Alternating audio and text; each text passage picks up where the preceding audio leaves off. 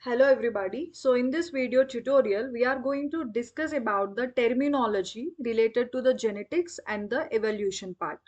So we have a concept called as principles of inheritance and variation. You will be studying in the plus 2 of NCERT. We'll be including lot of terminology. So here, before understanding each and every term, we'll go with a quick brief understanding about it. So we have a concept that is genetics and evolution. So the term genetic itself, it is giving the meaning that is Genesis. Genesis means descent, and gen means to become or to grow or to grow into. So this term, what it is actually explaining, the study of heredity and the variation, we call it as the genetics. So there you will be studying about the heredity process. So how the characters are actually transferring, how the genes are actually transferring from one generation to the another generation. Does it show any variation, differences or not in the offspring? So if we are studying about the gene behavior, we call it as the genetics. And this term was given by the scientist called as a Bateson. So we are at the concept that is principles of inheritance and variation. First we'll go with the term that is gene. So everyone should have an idea what is meant by gene. So you will say that if you're resembling your mother, if you're resembling your father or any of your relatives, generally people will comment you, compliment you, your exact copy of your father, exact copy of your mother. So that is because of your genes. So what is meant by gene? Gene is nothing but it is considered as a fundamental unit. Fundamental means the basic unit, and it is considered as the physical unit. So which is a basic one, and you can able to show this as well. So the physical unit of the heredity, we call it as a gene. And here you can consider whenever the genes are transferring from the parent to the next generation, parent to the kids, parent to the offsprings, we will be showing their characters. Whatever the characters are present in your parent or whatever the resembles are there, that will be showed by you. So it is also considered as the determinant characteristic of an organism. So suppose if you want to spot out a person, so you'll be saying there is a one person who is looking fair, tall, with short hair, long hair, curly hair, fair skin tone. You will be identifying it or you are determining it. So the determinant and characteristic feature of an organism, it is because of the genes. So here, let us see how these genes are actually related to this and what does it mean. So suppose let us say we have the processes. Let us go bit brief into this. We have a process called as replication, transcription, translation. So in our body, we have a genetic material that is nothing but a DNA. So the DNA making its own copies by the process called as a replication. We all know about it. This DNA is passing its genetic information to the another genetic material that is RNA. RNA copies its information in the form of proteins. So here we need to know some of the terms. If the DNA is making the copies itself, the DNA is duplicating its copies or it is replicating. So this process is called as a duplication or the replication. Whenever the DNA is making the copies of RNA, or whenever the DNA passing its genetic information to the RNA or it is synthesizing the RNA, this process is called as RNA synthesis. This RNA synthesis is also called as transcription. And this RNA will pass the information to the proteins with the help of the another cell organelle called as the ribosomes. Now, the formation of proteins from the RNA with the help of ribosomes, this process is called as protein synthesis. And there is a other name for it. It is also called as a translation. Anyhow, we are going to discuss about all this process so briefly. So any organism, whatever the organism it is, we are just going to say this replication, transcription, translation, all the three processes are common. Even the plant, animal, microorganism, any living being should perform this process, then only we can consider it as a living. Now, this process are collectively called as the central dogma. So, which is the main important feature of an organism, right? Now let us see briefly about it. Suppose let us discuss about the DNA. What is meant by DNA? So we know that DNA is just like a double helical structure and all the nucleotides are present and it look like a ladder. And what does it actually contains? It contains a nucleotides.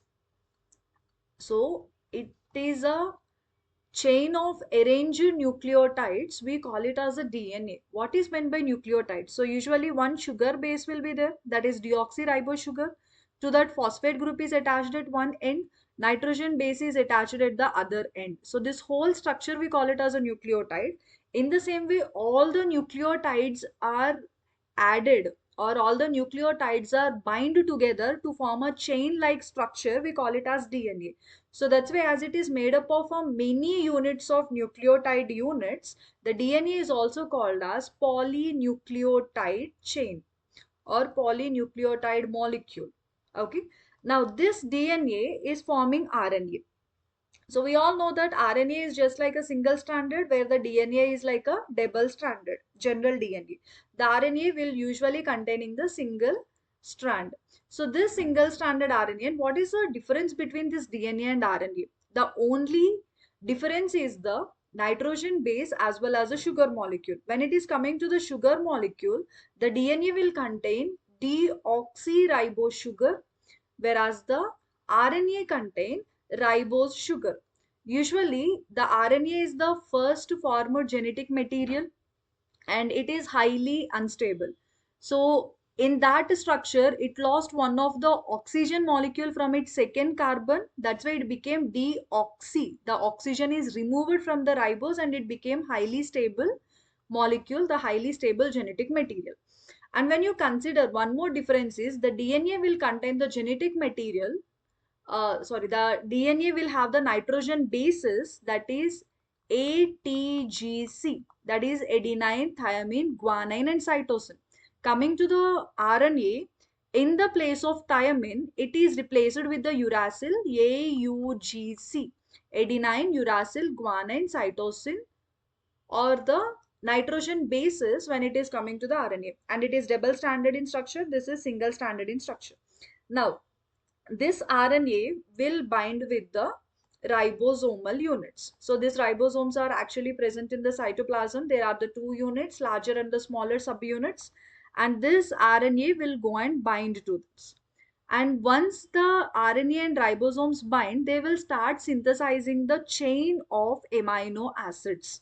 So here, what is this amino acid chain? What does it actually forming? So here, one amino acid is synthesized, another amino acid is synthesized, attached to the first one.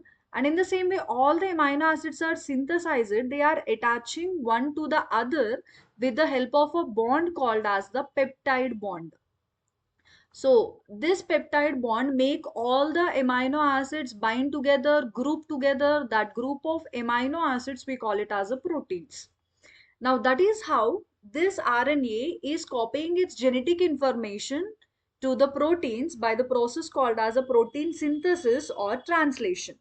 Now, as many bonds are present, so here one peptide bond, here another peptide, here another peptide bond. So that's why these proteins are nothing but a group of amino acids which are bind together by the peptide bonds. That's why we can also consider as the polypeptide chain.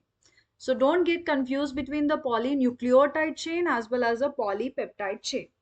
Now, what is meant by this? If you consider this DNA will have some particular places where it actually stores the genetic information, that part we call it as a gene. So gene is considered as the basic unit which is present on the DNA, which helps in the passing of the information, and it is making the copies of RNA proteins. So that is with the help of a gene. So which can be found on the DNA, and it is the main fundamental basic hereditary unit and which is determining the characteristic of an organism whenever it is passed, right? Now, so that's the meaning of the gene. And we have the another term, that is allele. So here, what is meant by this allele? The allele is considered as the alternative form of a gene. So we already know what is meant by gene, what is the alternative form. So let us discuss brief about it. The alternative form of a gene, we call it as a allele. So what is meant by this? Suppose let us say there are two people. One person is tall, one person is short. Let us say he is tall and this person is short. So if you want to identify or if you want to differentiate between these two persons, how can you say you don't know their names, but you want to say he is a tall person, he is a short person? You are just going to identify them, right? Suppose it is explaining their character. So it is not their character, the character of a gene which is present inside of them. Suppose let us say the tall person. Why the person is so tall? Because the tall genes are present. That's why he is tall. If the person is short, the genes are expressing the shortness. So the person is short. It is containing the short genes. Now, this tall and short, these will be considered as the characters. Whatever you can see externally, that is considered as character, but internally they will have the genes, right? The tall gene, short gene, the gene responsible for the tallness, the gene responsible for the shortness will be there. So every time you cannot say it as a tall gene, short gene, so you are using some alternate forms for their character. For the gene character, we call it as a allele. Suppose let us say the tall character you are representing like a capital T, and the short character you are representing as the small t. So what is meant by this? Capital T, and one rule you should remember, that alleles always occur in pairs. Always occur in pairs. And you can ask me, why did I write capital T here? Why did I write small t here? Right? So tall is considered as the dominant one, which is so dominant, and the short is considered as the recessive one. And the rule is these two are opposite. Tall and short are opposite to each other. The tall is dominant, and whatever the first letter is there, that will be the uppercase letter of this dominant character will be writing as in the form of allele. So here you are representing the tall gene in the other form. So these are alleles, and the rule is they always occur in a pair. That's why you are writing as a capital T. And the short, so this is the recessive one which is not dominant, and you are supposed to write, you are not writing S here. Whatever the uppercase letter of the dominant allele is there, the opposite one you will be writing the lowercase letter. Suppose if you take capital T here, small t should be written as a recessive. If you take the capital A here, small a should be written as the recessive. So even it is a dominant or recessive, you are going to write in the form of pair. So these are considered as an alternative form of a gene character. We are calling it as a allele, right? So next we have the third term, that is locus. Locus, sometimes it will be given as a loci. What is meant by this? Locus is the singular term, whereas a loci is a plural term. What is this? The locus or the loci, it is explaining the gene location. Okay, so locus, loci, remember it as a location of gene. So where the genes are present on the DNA, and all the DNA is making up a compact structure, condensed structure, we call it as a chromosome, right? So the location of the genes on the DNA which are present on the chromosome, we call it as a locus or loci. So it is nothing but the specific place on the chromosome where a gene is located. So we have a structure like this, the compactly packed DNA into the chromosome. So this whole structure, we call it as a chromosome, and this chromosome will be containing the highly condensed form of DNA, and will be having the location. So suppose this is a location where the A gene is present. Suppose here B gene is present, here C gene, and the D gene, right? So wherever that location, wherever it is situated on the chromosome, that is considered as the locus or loci. Got it? So it is just like your places. Whenever you go to the college, you will be occupying your places. So that bench, that place will be your location or the position. Same way, the position of a particular gene on the chromosome, you consider it as a locus. And here at the time of allele, we should consider the non-alleles also. So what is meant by allele? The alternate form of a gene, we call it as allele. But what is meant by non-allele is, we already came to know what is meant by loci. It is just like a location or the position. So non-alleles are nothing but the alleles belonging to the different loci. I'm repeating again. The alleles of different loci are called as the non-alleles. So we know what is meant by allele. What is allele? The alternative form of a gene. That is called as a allele. Then what is meant by loci? The place of a gene on the chromosome. So the place of gene on the chromosome, we call it as a loci. Now alleles of the different loci on the chromosome are considered to be a non-allele. Suppose let us draw a chromosome here. So this is a chromosome and we all know that the genes are present on this. There is a one gene, that is A here. At the other position B gene is present. At the other position C is present. Other side D or E. So different genes are present, right?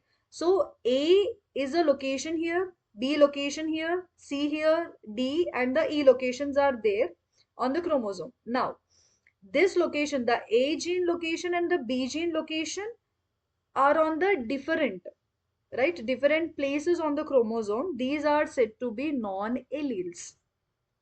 So they are not present on the same position, but they are present on the chromosome only. We consider them as a non-alleles.